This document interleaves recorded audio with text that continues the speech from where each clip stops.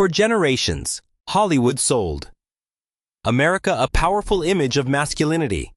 The fearless cowboy, the handsome leading man, the hero who never seemed uncertain about who he was. But away from the cameras, some of the men who embodied that image were living under very different rules. In an era when a rumor about a star's private life could threaten contracts, publicity, and reputation, studios carefully controlled what audiences were allowed to see. Some actors eventually told their own stories. Others left behind only biographies, recollections, photographs, and questions that historians still debate today. So this is not about turning old rumors into facts. It is about separating what we know from what we only think we know, and understanding the Hollywood system that made secrecy so powerful. We begin with one of the few stars who eventually decided to tell the story himself, Tab Hunter.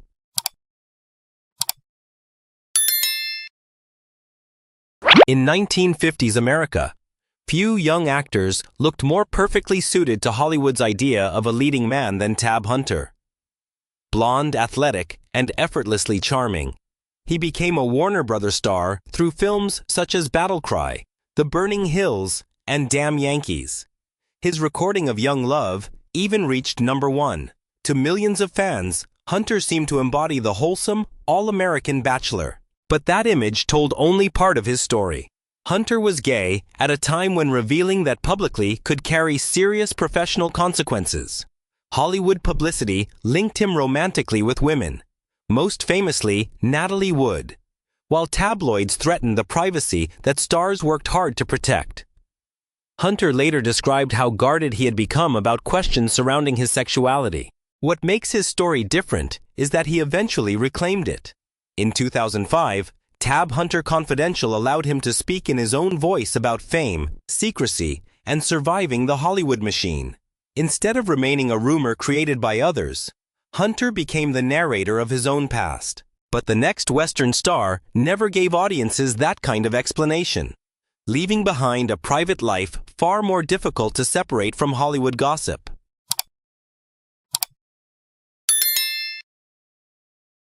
For millions of Americans growing up in the 1950s, Guy Madison was Wild Bill Hickok.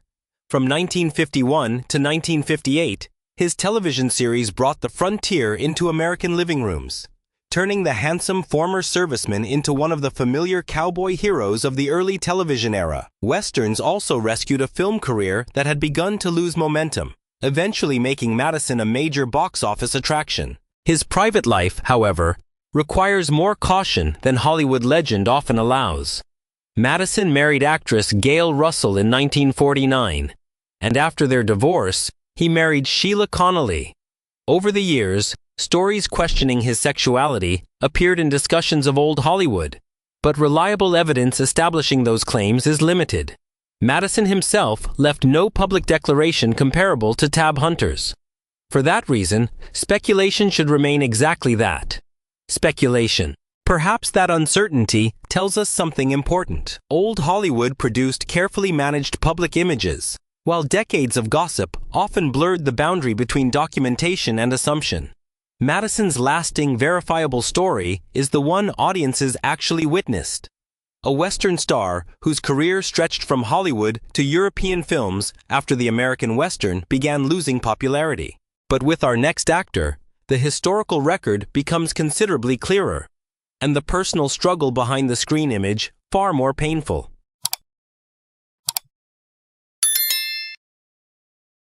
Long before Psycho made Anthony Perkins forever associated with Norman Bates, Hollywood saw him as something very different. A sensitive, handsome young leading man. His Oscar-nominated performance in Friendly Persuasion, and his role opposite Henry Fonda in the Western. The Tin Star revealed an actor whose quiet intensity stood apart from the tougher screen heroes of the 1950s. Away from the camera, Perkins was navigating a private life that the Hollywood of his generation offered little room to discuss openly.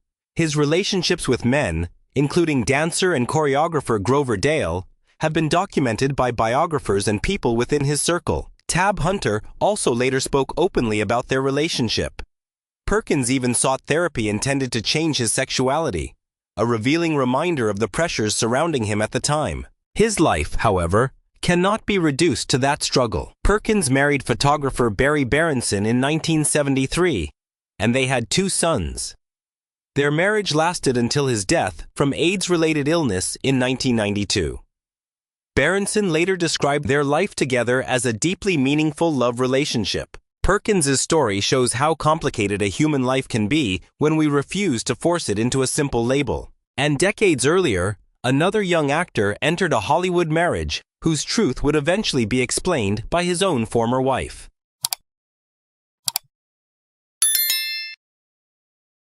Richard Cromwell was never the towering Western icon that Randolph Scott would become. But during the 1930s, he was a promising young Hollywood leading man.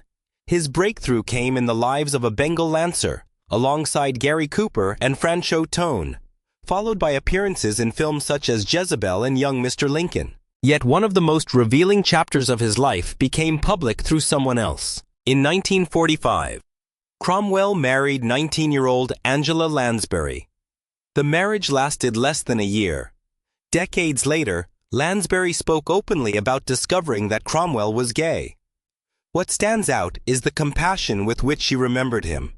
She said she never blamed him, and the two remained friends afterward. Cromwell eventually moved away from acting and devoted considerable attention to art, becoming known for portraits, masks, and ceramics. His story therefore feels less like a Hollywood scandal than a reminder of how complicated private lives could become when social expectations left people with few comfortable choices. But our next actor became something much bigger, one of America's definitive screen cowboys, and a famous friendship would follow his name long after the Westerns ended.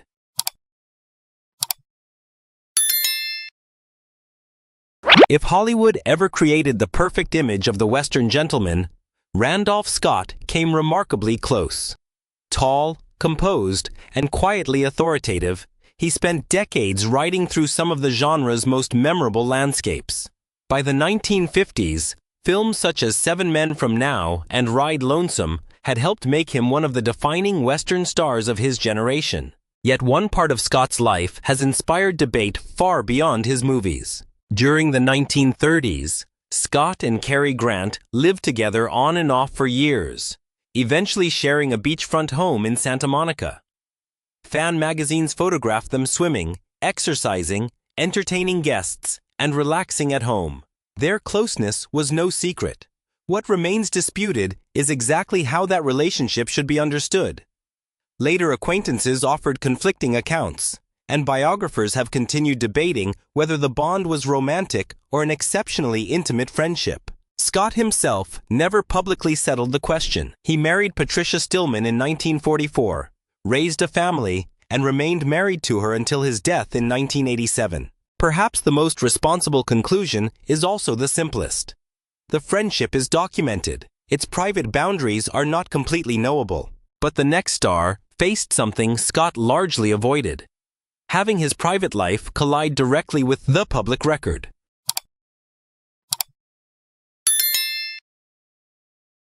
By the early 1960s, George Maharis seemed built for a new kind of American adventure. As Buzz Murdoch on Route 66, he traveled the country in a Corvette alongside Martin Milner, bringing a restless, youthful intensity to television. The role earned Maharis an Emmy nomination and turned him into one of television's most recognizable young leading men. But his public image eventually collided with a very different reality. In 1967, Maharis was arrested in Los Angeles on a charge involving consensual sexual activity with another man in a public restroom. Contemporary reporting documented the arrest, but the incident should not be treated as proof of how Maharis personally identified. He remained notably private about his sexuality throughout his life. That distinction matters. In an era when same-sex relationships carried enormous social and professional stigma, an arrest or newspaper headline could become permanently attached to an entertainer's reputation. Maharis continued working for decades in television, film, and theater. His career should therefore not be reduced to one police record, nor should history claim certainty where he chose privacy. And our next star takes that uncertainty even further. because decades of biographies have produced claims that remain difficult to prove conclusively.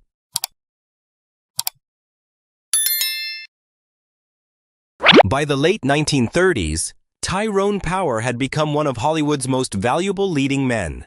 His breakthrough in Lloyd's of London came when he was only 22, and by 1939, he ranked among America's biggest male box office stars.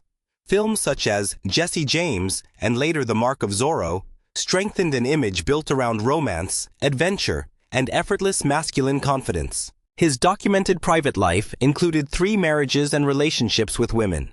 Yet decades after his death, books and Hollywood histories also circulated claims that Power had relationships with men. Those accounts remain difficult to establish with the certainty available in cases like Tab Hunter's. Power died in 1958, long before he could publicly address the later speculation himself. That distinction matters. Repeating a claim often enough does not turn it into a documented fact. Sometimes responsible history means accepting the limits of what surviving evidence can actually tell us. What we do know is that Power increasingly wanted to escape the restrictions of being merely a handsome movie star and prove himself as a serious actor. His life ended suddenly at only 44, after suffering a heart attack while making Solomon and Sheba. And our final story is different. Its central conflict is far better documented. But its tragic ending became so notorious that it nearly overshadowed the remarkable career that came before it.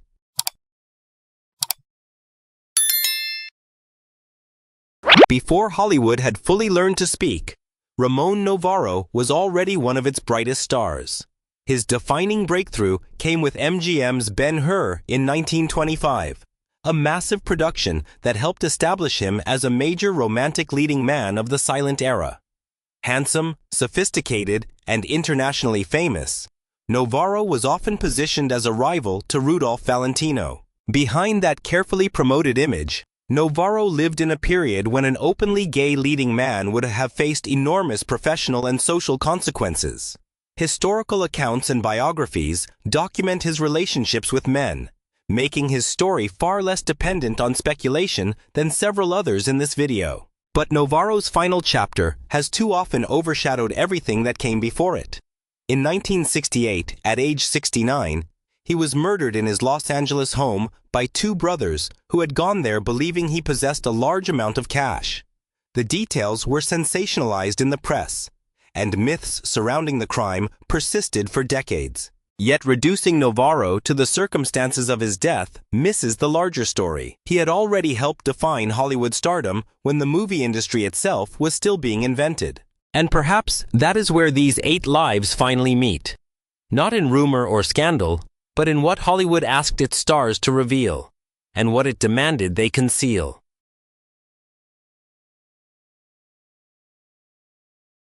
Looking back, these stories reveal something larger than Hollywood gossip. The studio system could manufacture an image almost as carefully as it produced a movie, deciding how a star dressed, whom he appeared beside, and sometimes which parts of his private life were safest left outside the spotlight. But these 8 men did not leave behind identical stories. Some eventually spoke for themselves. Some were described by people who knew them, and in other cases, history has left us with questions that should remain questions. Perhaps that distinction matters most. The cowboys and leading men audiences admired were never simply the images projected onto the screen. They were complicated human beings living within the expectations of another era. Hollywood promised audiences heroes who appeared completely free. Yet behind some of those carefully constructed images were men who did not always have that same freedom in their own lives. And that may be the part of their legacy most worth remembering. For decades, Hollywood and television gave us familiar faces we thought we knew. We watched them on movie screens, magazine covers, reality shows, and even the Olympic stage. But for some public figures, the person America first met was only one chapter of a much longer story. Over the years, these 7 stars took very different paths toward understanding and expressing who they are. Some found recognition only after living openly. Others were already famous when their lives changed in ways few fans could have predicted. Today, we're looking beyond dramatic headlines to revisit their earlier years, the turning points that shaped their public lives, and where their journeys eventually led. From groundbreaking television performers to a celebrated Olympic champion, these then and now stories reveal just how much can change across a lifetime. And our first story began far from the Hollywood spotlight, behind a makeup chair in New York City.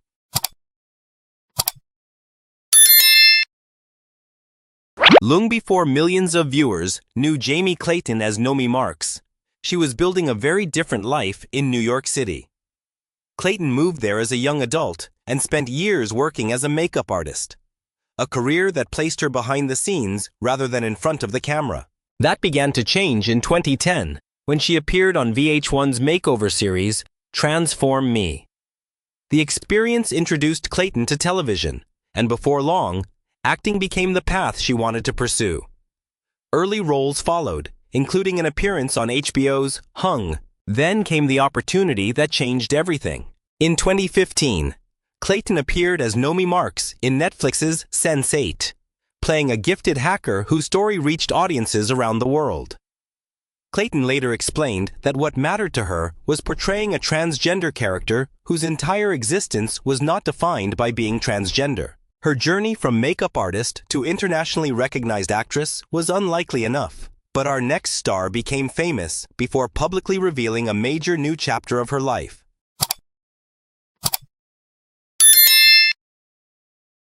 For Tommy Dorfman, recognition arrived before the public fully understood the person behind the familiar face.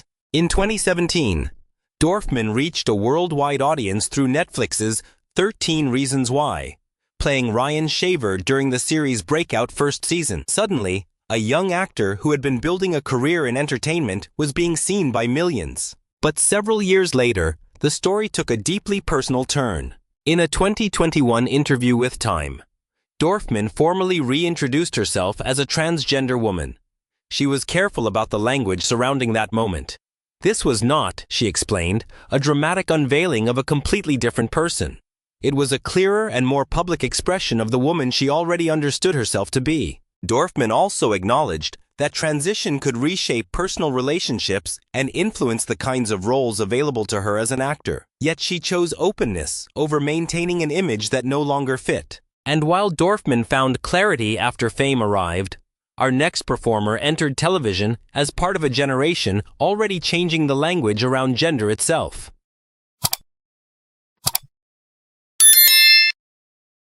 Lachlan Watson entered Hollywood at a moment when television was beginning to tell stories that earlier generations rarely saw on screen. Raised in Raleigh, North Carolina, Watson started acting in local theater as a child. But the breakthrough came with Netflix's chilling adventures of Sabrina.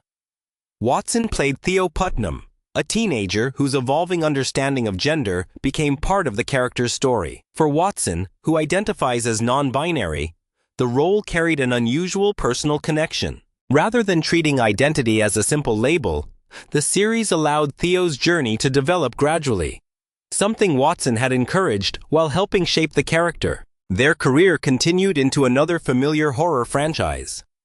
In Chucky, Watson took on the unusual challenge of portraying both Glenn and Glenda, further expanding the kinds of gender-diverse characters appearing in mainstream entertainment. For older viewers, Watson's career illustrates just how dramatically television has changed within a generation. But the next story began much earlier, on fashion runways, where one striking young model was already challenging expectations before the world knew the full story.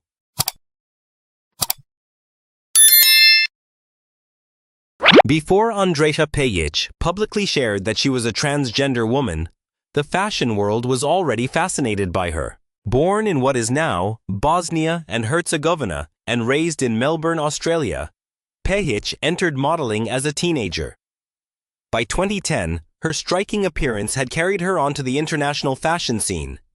But what made her career unusual was her ability to move between categories the industry had traditionally kept separate. Pejic modeled both menswear and womenswear, working with major designers including Jean-Paul Gaultier and Marc Jacobs. At Gaultier's 2011 couture show, she even appeared as a bride. creating one of the defining images of her early career. Then, in 2014, Pajic publicly spoke about her transition and began the next stage of her career as Andrea. There were concerns that transitioning might cost her the very career she had built. Instead, another barrier fell. In 2015, Pajic became the first openly transgender model featured in the pages of American Vogue and secured a major cosmetics campaign with Makeup Forever. Her story changed what a fashion career could look like. But our next story would unfold very differently. Not on a Paris runway, but in front of television cameras while the world watched someone grow up.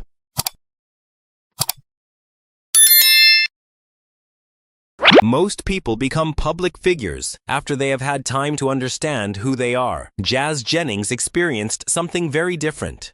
America began hearing her story while she was still a child. Growing up in South Florida, Jazz consistently identified as a girl from her earliest years. Her parents eventually chose to support her, and while she was still young, the family began speaking publicly about an experience that many Americans at the time knew very little about. By her teenage years, Jazz was no longer simply appearing in occasional interviews. In 2015, at 14, she became the center of TLC's I Am Jazz. What made the series unusual was how ordinary much of it could feel.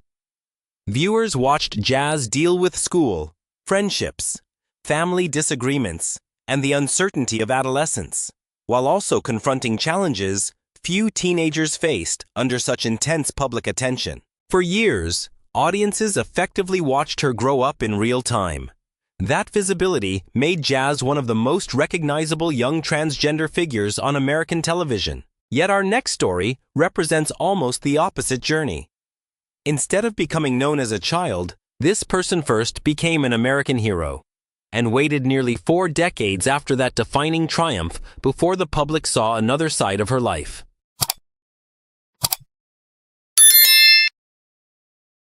In the summer of 1976, Americans watched Jenner achieve something extraordinary. At the Montreal Olympics, the decathlon victory transformed the athlete into a national celebrity.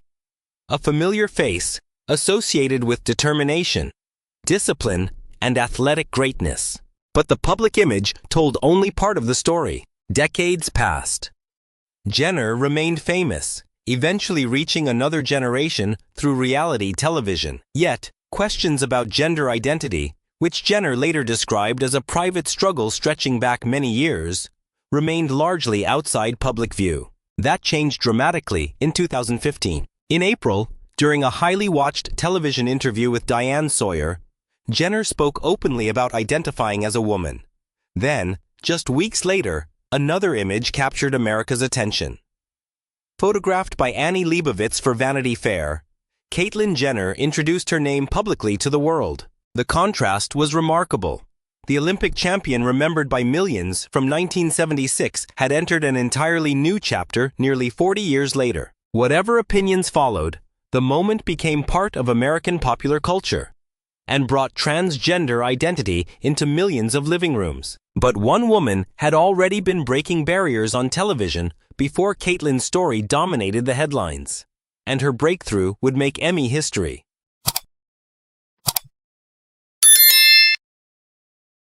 Before Laverne Cox became a familiar face on magazine covers and award show stages, she spent years trying to find her place as a performer. Born in Mobile, Alabama, Cox discovered an early passion for dance and eventually moved to New York, where she pursued acting while taking smaller television opportunities.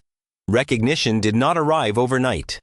But when Netflix introduced Orange is the New Black in 2013, everything began to change. Cox played Sophia Bursett, a transgender woman and former firefighter serving time in prison. What made the role significant was not simply that Sophia was transgender. Viewers also saw her as a parent, a wife, and a person trying to preserve her dignity while navigating a difficult system. Then came a television milestone. In 2014, Cox became the first openly transgender performer, nominated for a Primetime Emmy in an acting category. A year later, as an executive producer of Laverne Cox Presents The T-Word, she became the first openly transgender woman to win a daytime Emmy. For an actress who had spent years searching for opportunities, those achievements represented something larger than personal success. 7 journeys. 7 very different generations. And when we place their earlier lives beside who they became, one final question remains. What do these transformations really tell us about the changing America that watched them?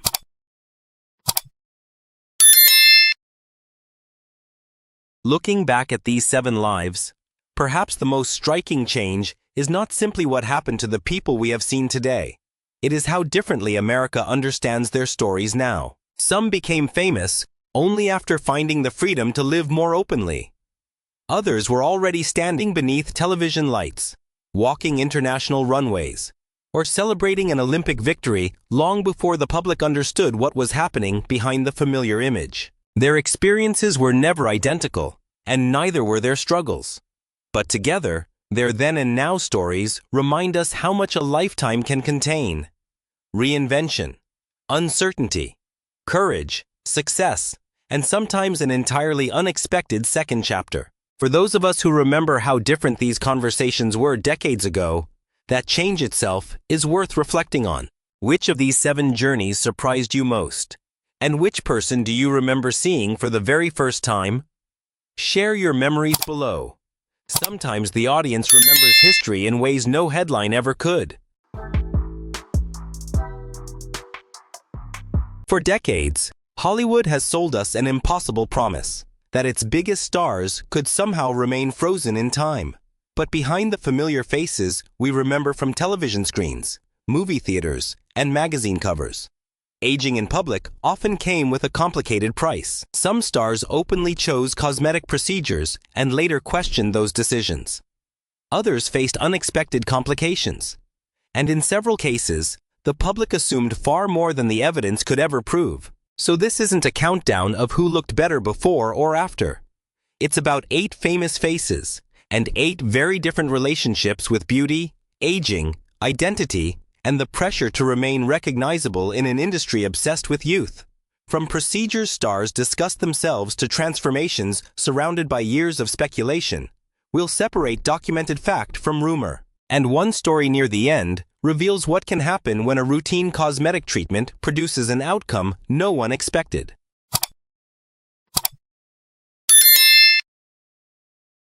Goldie Hawn spent decades playing women whose confidence seemed effortless. From Laugh-In and Private Benjamin to Overboard and The First Wives Club, that bright smile became familiar to generations of Americans.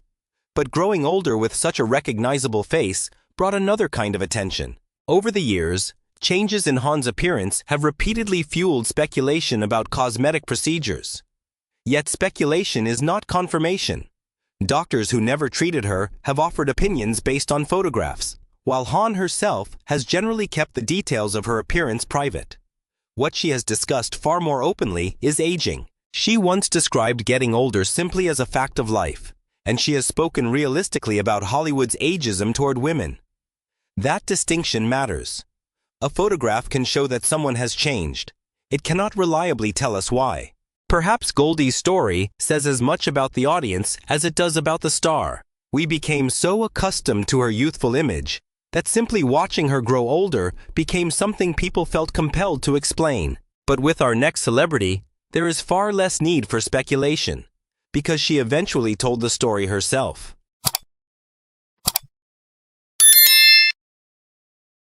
Long before reality television made Lisa Rinna a household name, she made a decision that would follow her for decades. In her 20s, Rinna had silicone put into her upper lip, a choice inspired by the fuller look she admired at the time. At first, she loved the result, and as her career grew through Days of Our Lives, Melrose Place, and later reality television, those distinctive lips became almost as recognizable as her name. But permanent silicone was not something her body simply forgot. Years later, Rinna explained that scar tissue developed around the material, leaving part of her lip hard and uneven. In 2010, after living with it for years, she underwent surgery to remove damaged tissue and reduce the upper lip. What makes Rinna's story revealing isn't simply that she changed her appearance. It's that one cosmetic choice gradually became part of her public identity. People discussed her lips so often that the features sometimes seemed to overshadow the woman behind them. Rinna eventually learned to speak about that history without pretending it never happened. Her experience illustrates how a decision made in youth can remain visible long after the reasons for making it have changed. But our next star presents a harder question. What happens when the public believes it knows the story of a changing face, even when the star has never confirmed the details?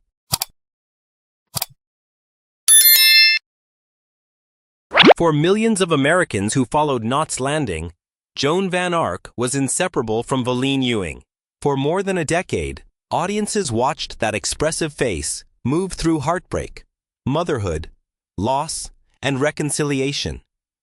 It made Van Ark one of television's most familiar stars. As she grew older, however, discussion increasingly shifted from her performances to her appearance. Van Ark has not been entirely silent about cosmetic work. In a 2025 conversation with her Knots Landing co-stars, plastic surgery became something they discussed openly rather than treating as an embarrassing secret. But there is an irony here. One of Van Ark's proudest Knots Landing memories involved removing her makeup on camera in a long, emotionally demanding scene. The transformation mattered because nothing was hiding the performance underneath. That may be the better way to remember her. Faces inevitably change, whether through age, personal choices, or both. What survived was the emotional connection Van Ark created with viewers who still recognize Valine decades later. And our next story makes judging appearance even more complicated, because cosmetic choices weren't the only possible reason her face changed.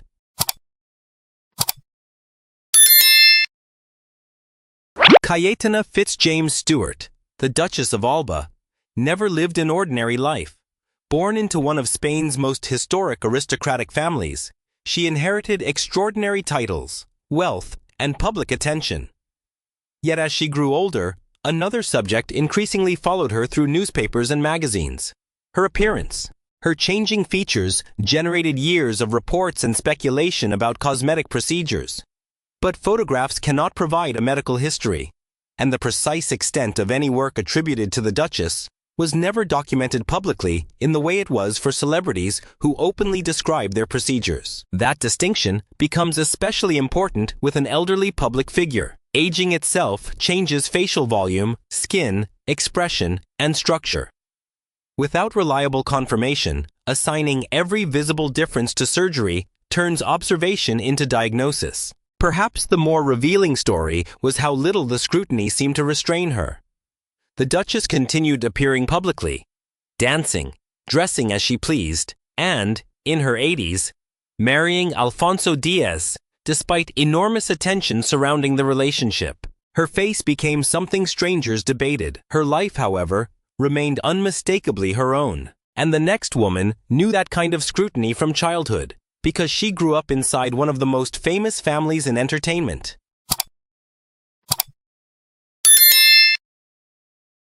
LaToya Jackson never had the luxury of being judged only as herself. She grew up inside one of the most famous musical families in America, where talent, success, and eventually appearance were constantly compared. As the Jackson name became a global phenomenon, LaToya's changing look attracted years of attention.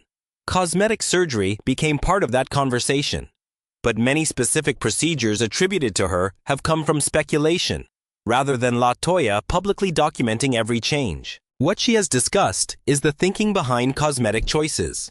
Speaking with Larry King, LaToya argued that people naturally find things about themselves they dislike, and that changing something can be a personal decision. She also recalled discussing Michael's unhappiness with his nose before he changed it. That perspective reveals something photographs cannot. Inside this extraordinary family, appearance wasn't merely something strangers discussed. Questions of self-image existed behind the fame as well. For LaToya, perhaps the deeper story isn't how many procedures someone believes she had.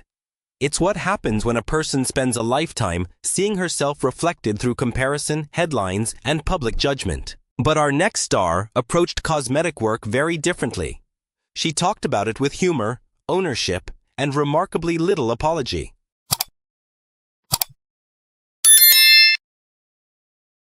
Dolly Parton has never asked the world to believe that her famous appearance happened by accident. The towering blonde hair, dramatic makeup, sparkling clothes, and carefully maintained figure became part of a character she created and controlled for more than half a century. And unlike stars who avoided questions about cosmetic surgery, Dolly often answered them with a joke. She has openly acknowledged having cosmetic work, and famously explained that if something began bagging, sagging, or dragging, she would have it taken care of. Even at 80, she could still laugh about the subject, joking that she had outlived some of her plastic surgeons. But beneath the humor is something more revealing. Dolly never presented looking younger as the secret to her success. She understood that her exaggerated appearance was part of the show, while her songwriting, discipline, business instincts, and personality were what sustained the career behind it. That distinction may explain why cosmetic surgery never became the defining tragedy of her story. She acknowledged the artifice instead of pretending it wasn't there. For Dolly, changing her appearance seemed less about erasing who she was than maintaining the image she had deliberately created. But the next woman believed she was making a controlled cosmetic choice too, until her body responded in a way she never expected.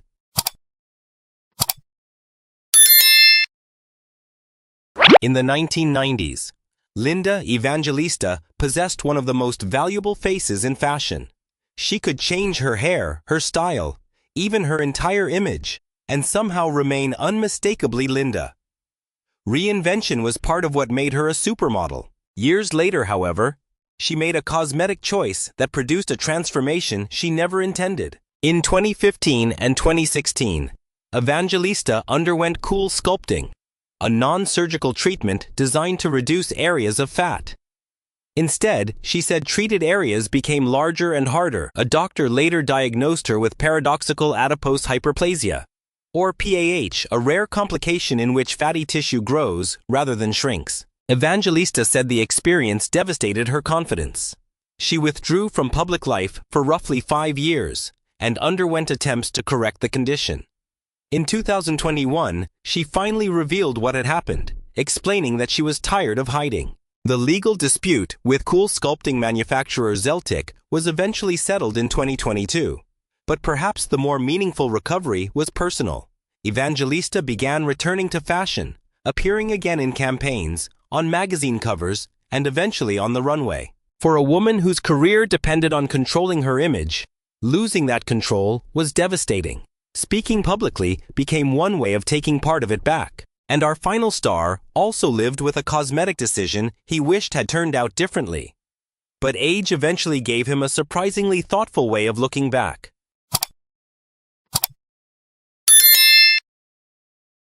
For generations of Americans, Kenny Rogers was instantly recognizable. The silver hair, the beard, the weathered face, and a voice that could make a story feel personal. By the time The Gambler became a signature song, that image was part of country music history. But Rogers was not immune to worrying about getting older. He openly acknowledged having cosmetic surgery, including work around his eyes. The result troubled him. Years later, Rogers explained that the surgeon had positioned the outer edges of his eyes higher than he wanted. He regretted the result, but his reflection on that regret became surprisingly measured. Rogers admitted that he could never know what he would have looked like had he done nothing. Eventually, he reached a kind of acceptance. He had made the decision, the outcome wasn't exactly what he wanted, and he had to live with it. That perspective feels especially meaningful because his audience ultimately stayed for something surgery could neither create nor erase. They stayed for Lucille, for Lady, for Islands in the Stream, and of course, for The Gambler. Perhaps that is the quiet lesson behind all 8 stories. A face may change dramatically over a lifetime, but a meaningful legacy is built from something much harder to alter.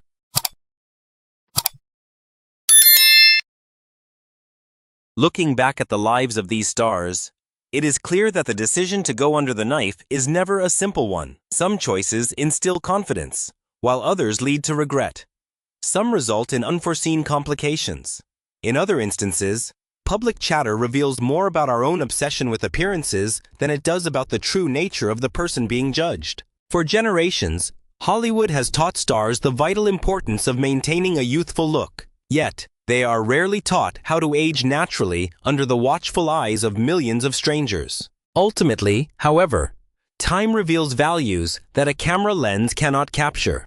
Goldie's laughter, Dolly's songs, Linda's resilience, Kenny's distinctive voice. These are the things that endure, regardless of how their appearances change over the years. Perhaps aging was never the enemy these stars had to fight. Perhaps the far more arduous battle lies in accepting a simple truth. No face, no matter how famous, can remain forever unchanged. And perhaps that is something worth remembering whenever we look at ourselves in the mirror. For millions of viewers, the fathers and father figures of classic television seemed almost too perfect to question. They offered calm advice, protected their families, and represented the values America wanted to see reflected in its living rooms. But once the studio lights faded, several of these familiar stars returned to lives that looked nothing like the characters they played. Some concealed relationships that could have destroyed their careers. Others allowed publicity departments to invent safer versions of their personal histories. A few faced addiction, political persecution, depression, or years of isolation while continuing to project confidence before the cameras. This is not a story about exposing people for entertainment. It is about understanding the extraordinary pressure created by an industry that sold perfection while demanding silence from the performers who sustained it. And our first story begins with perhaps television's most recognizable suburban father, a man whose greatest struggle unfolded far beyond the cheerful walls of the Brady home.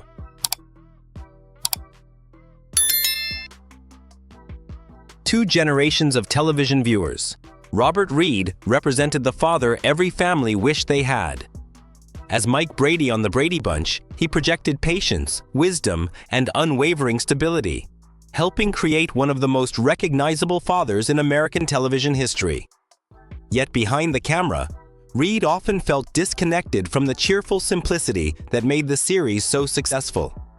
A classically trained actor, he repeatedly challenged scripts he believed sacrificed realism for easy comedy, creating well-documented creative conflicts with producer Sherwood Schwartz. Away from the set, Reed protected another part of his life with equal determination. Although he had previously been married and was the father of one daughter, he kept his relationships with men out of the public eye.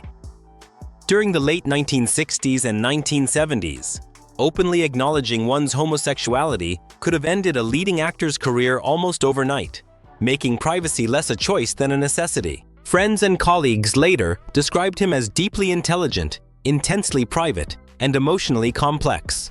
Florence Henderson would eventually call him a tortured soul, a reflection of the internal conflict many believed he carried throughout his career. Reed died in 1992 from colon cancer, with HIV listed as a contributing factor, prompting many fans to reconsider the enormous personal cost of maintaining Hollywood's carefully crafted image. But if Robert Reed hid part of his life to protect his career, the next television icon chose an even more extraordinary path, constructing an entirely fictional family history that millions accepted as fact for decades.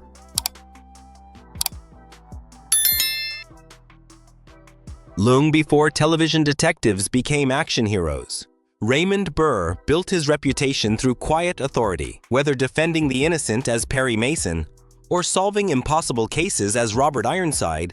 He rarely needed dramatic gestures. His calm voice, measured confidence, and commanding presence convinced audiences that he was a man who always knew the truth. Ironically, the greatest fiction surrounding Burr was not found in his television scripts. For years, interviews repeated a heartbreaking story that he had once lost both a wife and a son in a tragic accident. The account generated sympathy and conveniently discouraged questions about his private life. Later biographical research found no evidence that this family had ever existed. Instead, Burr spent more than 3 decades sharing his life with actor Robert Benavides, the person closest to him throughout his adult years. The two traveled extensively, cultivated orchids together, and built a life largely hidden from public attention. Yet even after Burr's death in 1993, many reports referred to Benavides only as a business associate, reflecting how carefully Hollywood and much of the media continued to separate public image from personal reality. If Burr protected himself by allowing a fictional biography to replace the truth, the next actor chose a different strategy altogether. He rarely explained anything, leaving silence itself to become the strongest shield between his private world and the audience that adored him.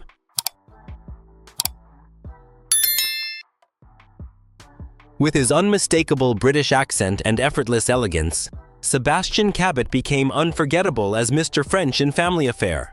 Calm, disciplined, and endlessly devoted to the children in his care, he transformed what could have been an ordinary sitcom character into one of television's most respected father figures.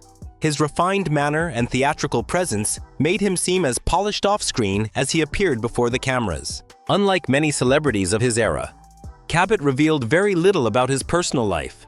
He never married and rarely discussed anything unrelated to acting. Interviews typically drifted toward literature, theater, or his well-known passion for fine food, while questions about his private world were politely redirected. That discretion inevitably fueled speculation, but no reliable historical evidence has ever confirmed the rumors that circulated about his relationships. As a result, the public remembered Cabot almost entirely through the characters he portrayed rather than the man himself. When he died unexpectedly in 1977 after suffering a stroke, tributes celebrated his remarkable career, while his private life remained exactly as he had kept it: quiet, dignified, and largely unknown. But the next television star didn't simply avoid personal questions. Instead, he turned wit into armor, using laughter to disguise a loneliness that few people truly recognized until much later.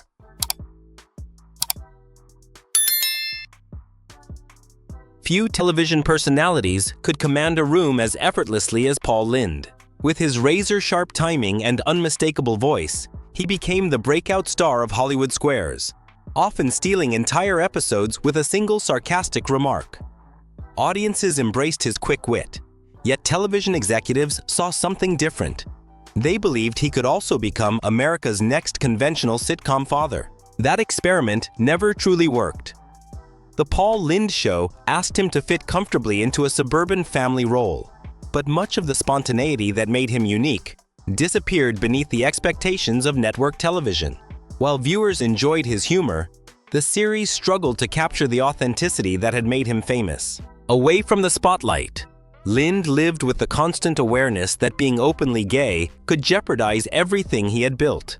Among close friends, he was known for his brilliant humor and unforgettable personality, but public interviews rarely ventured beyond carefully controlled boundaries. Behind the laughter, colleagues often sensed loneliness and emotional strain, an internal conflict that contrasted sharply with the confidence he projected on screen. When Paul Lynde died in 1982, he was remembered as one of television's greatest comic talents. Only with time did many people begin to understand how much of his real life had remained hidden behind perfectly delivered punchlines. But while Paul Lynde concealed his identity through comedy, the next television father faced an entirely different struggle, one that historians still separate carefully from speculation, choosing documented fact over decades of rumor.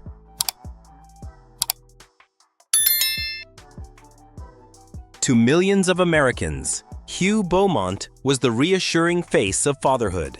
As Ward Cleaver in Leave It to Beaver, he portrayed a calm, thoughtful parent who solved family problems with patience instead of anger.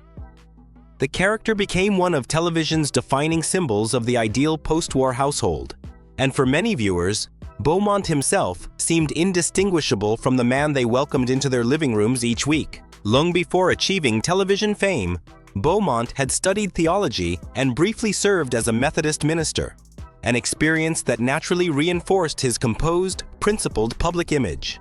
Unlike many stars of his generation, his private life generated relatively little scandal. He married, raised 3 children, and, after the series ended, gradually stepped away from Hollywood rather than pursuing continued celebrity. Instead, he devoted much of his later life to photography, traveling, and living outside the spotlight. Because Beaumont guarded his privacy so carefully, later writers often filled the gaps with speculation rather than evidence. Yet historians have found little to support many of the rumors that surfaced years after his career had peaked. What remains firmly documented is a man who preferred a quiet life over public attention and left behind one of television's most enduring father figures. If Hugh Beaumont's story reminds us how easily speculation can outlive the facts, the next actor faced a very different reality. His greatest battle was never with public rumor, but with a deeply personal struggle that Hollywood worked hard to keep invisible.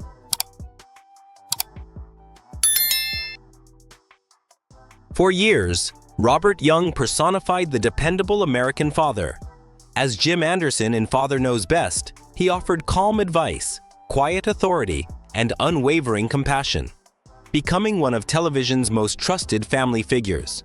His performance was so convincing that many viewers assumed the man behind the role must have lived with the same confidence and emotional balance. Reality proved far more complicated. Away from the cameras, Young fought a long and well-documented battle with severe depression and alcoholism.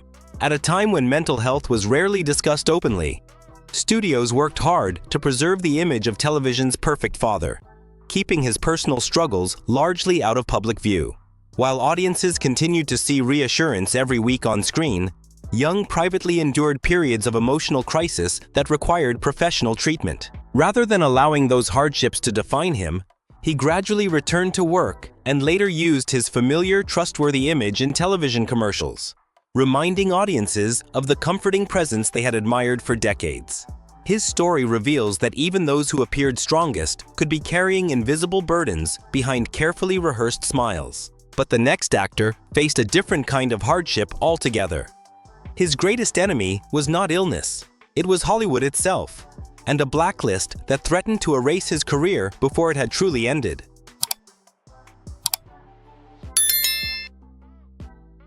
By the time Will Geer appeared as Grandpa Walton, he brought far more than acting experience to the role. His gentle wisdom and quiet strength felt authentic because they had been shaped by decades of hardship long before the Waltons became a television phenomenon. To audiences, he was the comforting grandfather every family wished they had. Off-screen, however, his life had been marked by convictions that carried a heavy personal cost. During the early 1950s, Geer refused to cooperate with the House Un-American Activities Committee, a decision that led to his blacklisting from much of mainstream Hollywood. Work became scarce, forcing him to rebuild his career outside the studio system while supporting fellow artists who had also been pushed aside.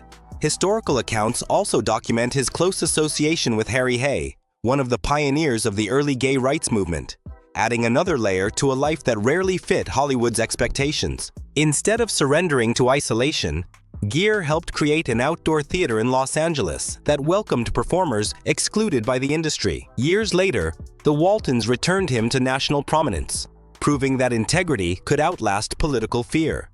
Even after reclaiming success, he remained committed to social causes and never forgot the years when his career had nearly disappeared. The final story takes us to one of early television's most unforgettable comedians, a performer remembered for making America laugh, yet whose private life has often been blurred by rumor, leaving historians to separate documented fact from decades of speculation.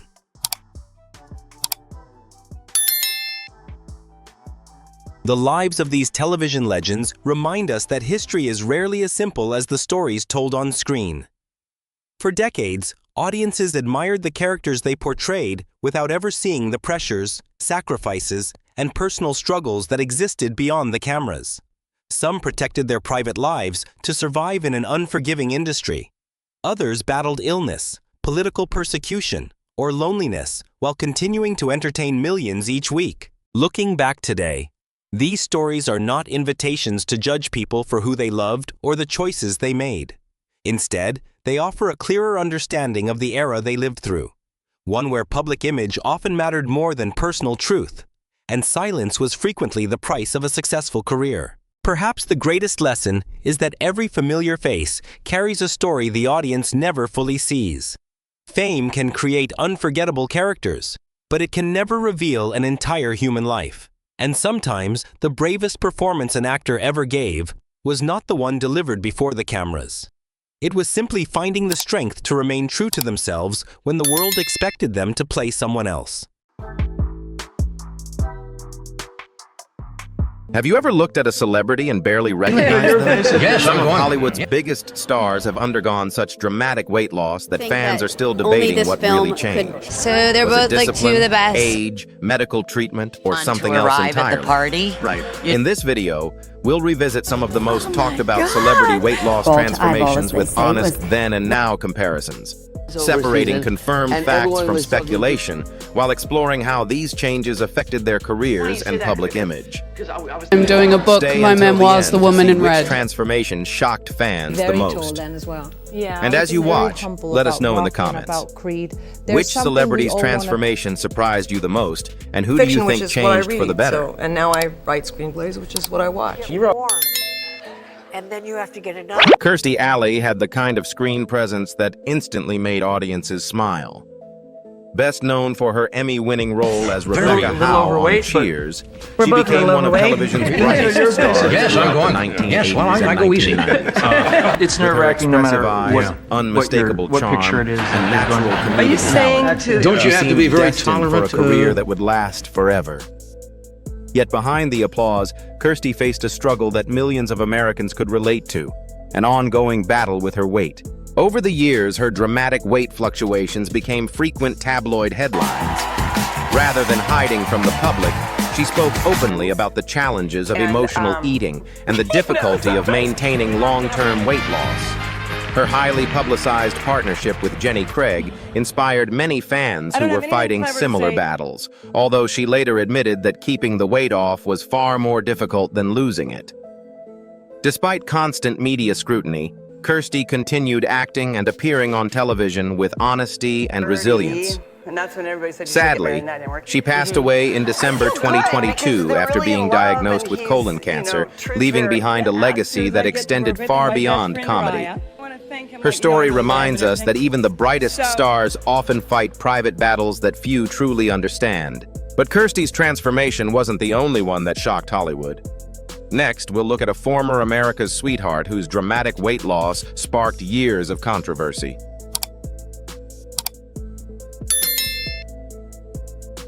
Tara Reid was once considered one of Hollywood's brightest young stars. With her girl-next-door charm, radiant smile, and memorable performances in American Pie and The Big Lebowski, And that's she a became a lot to say. defining face of the late 1990s and early 2000s. You wouldn't get this.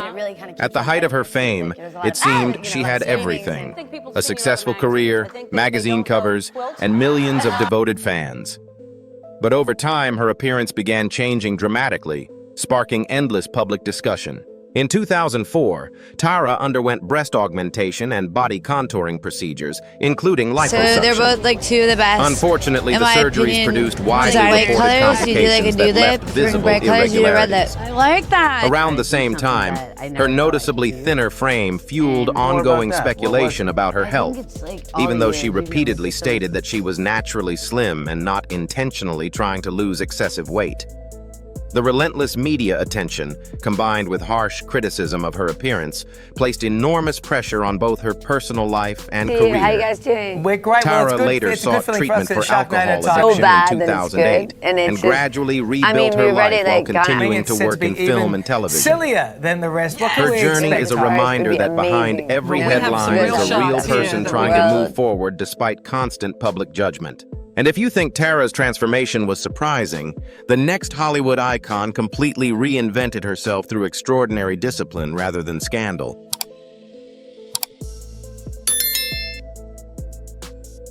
Linda Hamilton forever changed action movies with her unforgettable portrayal of Sarah Connor in the Terminator franchise. While audiences first knew her as an ordinary young woman, she stunned the world when she returned in Terminator 2. Judgment Day with one of the most dramatic physical transformations Hollywood had ever seen. Through months of intense strength training, strict discipline, and military-style conditioning, Linda built an incredibly lean, muscular physique that became an icon of female empowerment and inspired countless fans. Away from the cameras, however, her personal life was far more challenging than most people realized. Arrive at the party. For years, Hamilton struggled year with severe 5, mood swings and before this eventually being I love diagnosed that with about bipolar them. disorder. I really do. Before receiving proper treatment, she admitted that alcohol and drugs became unhealthy ways of coping with emotional highs and lows, affecting both her health and career.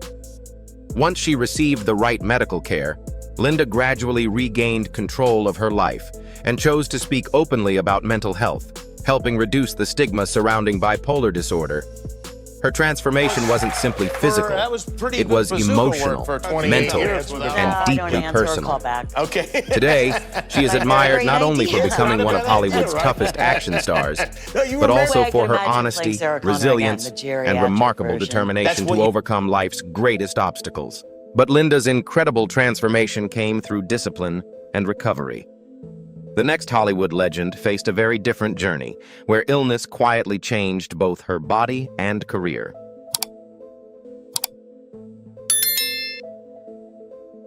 Kim Basinger captivated Hollywood with a timeless elegance that made her one of the most admired actresses of the 1980s and 1990s. Oh my God! From her unforgettable role in Batman to her Academy Award-winning performance in LA Confidential, she built a career defined by beauty, sophistication, and remarkable talent. Wonderful. It's right Yet, on the as money. the years passed, Now, fans couldn't help but notice subtle changes in her appearance, leading to years of speculation about cosmetic procedures and weight loss. While rumors often dominated headlines, Kim never publicly confirmed undergoing plastic surgery, choosing instead to keep her private life out of the spotlight. What many people didn't realize was that her greatest battles had nothing to do with appearance. Basinger has spoken openly about living with severe anxiety and agoraphobia, I love you on that. conditions that at times made it difficult even to leave her home. These challenges, along with financial setbacks and the constant pressure of fame, shaped much of her personal journey. Despite everything, she refused to let those obstacles define her. Kim gradually returned to acting while continuing to advocate for animal welfare and charitable causes. Her story proves that true transformation isn't always measured by physical changes, but by the quiet strength it takes to keep moving forward despite life's most difficult challenges. But while Kim's struggles remained largely hidden from public view, the next Hollywood legend experienced a transformation driven by a painful illness that changed nearly every aspect of her life.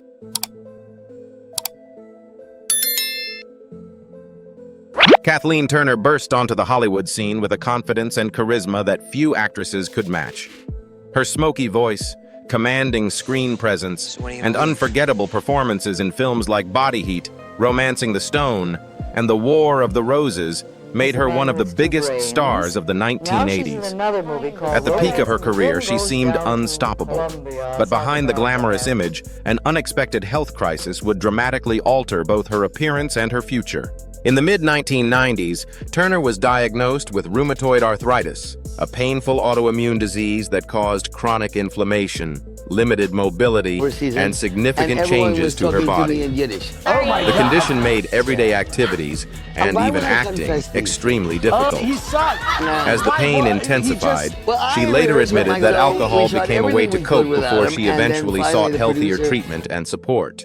Meanwhile, changes in her appearance led to years of speculation about cosmetic procedures, though Turner has never publicly confirmed those rumors.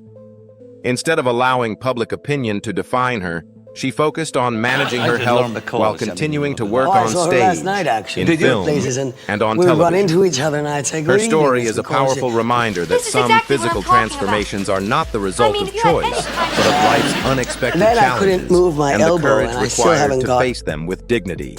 But Kathleen's transformation was shaped by illness. The next Hollywood beauty faced a very different journey, one marked by changing beauty standards, personal struggles, and a life far from the spotlight.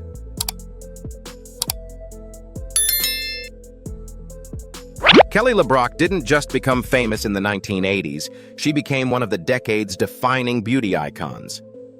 With her striking features, unforgettable smile, and glamorous presence, she captured audiences in films like The Woman in Red and Weird Science.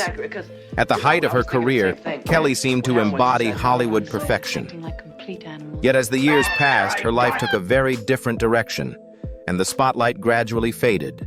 Following her highly publicized divorce from actor Steven Seagal, LeBrock stepped away from Hollywood to focus on raising her children and rebuilding her personal life. During that Here we time, are at the Beverly Hills changes Film in her Festival. I couldn't help appearance sparked noticing you ongoing tonight. speculation I'm doing a about book, cosmetic my memoirs, The Woman in including Red. facial fillers So and you're a good possible cook then. facelift. I just remember you. Kelly in has Weird never Science publicly with that confirmed those gorgeous rumors. backwards Right? dress. Yeah. What she has He's openly quite the discussed, inspiration. however, He is her radiates struggle with when- alcohol addiction, which eventually led her to seek treatment and embrace a quieter lifestyle away from constant media attention. Rather than chasing fame, she devoted much of her time to family and charitable work, particularly supporting children facing serious Yes, illnesses. I started modeling when I was 16. Kelly's journey They shows couldn't that some stop of laughing. life's We had to keep greatest reshooting. transformations And happen far people from will be movie surprised sets, by. where personal You healing made some becomes far wonderful- more meaningful than maintaining a flawless public image. But Kelly chose privacy over Hollywood.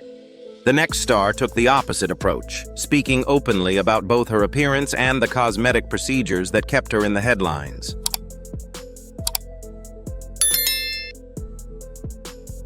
Brigitte Nielsen was impossible to overlook.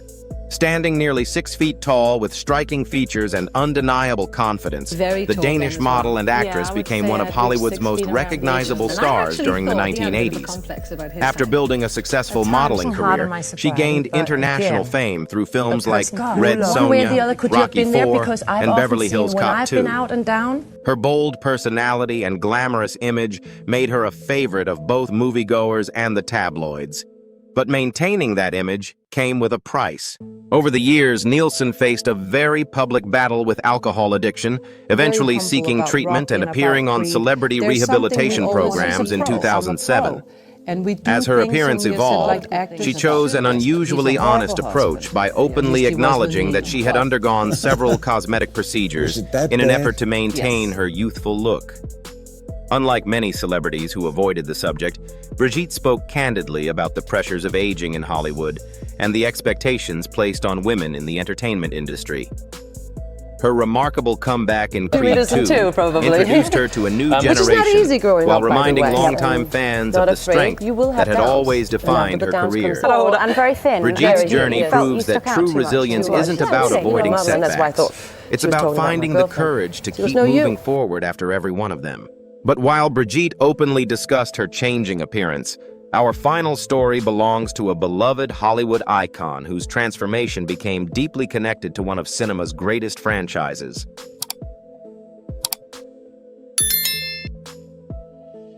Carrie Fisher became a cultural icon the moment she appeared as Princess Leia in Star Wars. With her sharp wit, fearless personality, and unforgettable performance, she inspired generations of moviegoers and forever secured her place in Hollywood history. Hitler had an illegitimate son. Yet behind the confident smile and legendary before he really role broke out onto was the a scene woman into the fighting big club. battles that were far more difficult than anything seen on screen. Throughout her adult life, Fisher spoke openly about living with bipolar disorder and her long struggle with alcohol and substance addiction. The medications she needed, combined with the natural effects of aging and years of personal health challenges, contributed to noticeable changes in her weight over time. Rather than hiding those changes, Carrie confronted them with remarkable honesty and humor, using interviews, books, and stage performances to break the stigma surrounding mental illness. Her best-selling memoir, Wishful Drinking, became a powerful reflection on fame, recovery, and resilience, earning admiration from fans around the world. Carrie passed away in December 2016 following a cardiac emergency, but her legacy extends far beyond Star Wars. People say that. She reminded millions that true courage isn't about looking perfect. It's about embracing your imperfections, speaking your truth, and continuing to move forward despite life's greatest struggles.